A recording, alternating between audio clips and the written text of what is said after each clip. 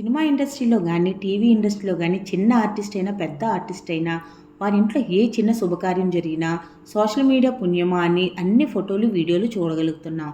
కానీ ఒక తరం వెనక్కి వెళ్తే సినిమా కెరియర్ టైంలో దిగిన ఫోటోలు కూడా దొరకడం చాలా రేర్‌గా జరుగుతుంది. అలాంటిది వారి పెళ్లి ఫోటోలు చూడాలంటే అదృష్టం ఉండాలి. కనీసం వారి పెళ్లి ముచ్చట్లు మాట్లాడుకొనైనా మనం కొన్ని విషయాలు తెలుసుకుందాం. ఈరోజు వాణిశ్రీ గారి పెళ్లి కబుర్లు చెప్పుకుందాం.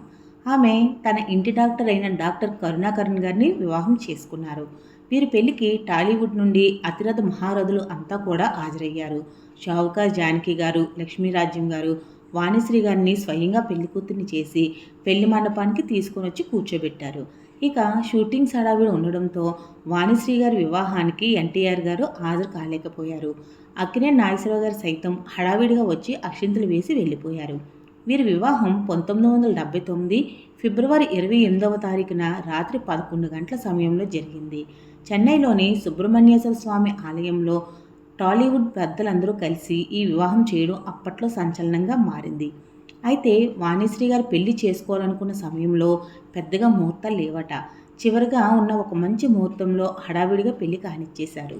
జయసుధ, రమప్రభ, గీతాంజలి వంటి వారు కూడా ఈ పెళ్లి మండపంలో వాణిశ్రీ గారు పక్కనే కూర్చున్నారు. అప్పట్లో హీరోయిన్స్ అందరూ చాలా కలుపుగోలుగా ఉండేవారు. ఒకరి ఇంట్లో పండగ అయితే మిగతా వాళ్ళందరూ కూడా వచ్చేవారు. అలా ప్రతి ఒక్కరూ ఈగోలకు పోకుండా ఎంతో మంచి స్నేహితులుగా ఉండేవారు. ఇక వాణిశ్రీ గారు పెళ్ళైన తర్వాత సినిమా ఇండస్ట్రీకి దూరమయ్యారు.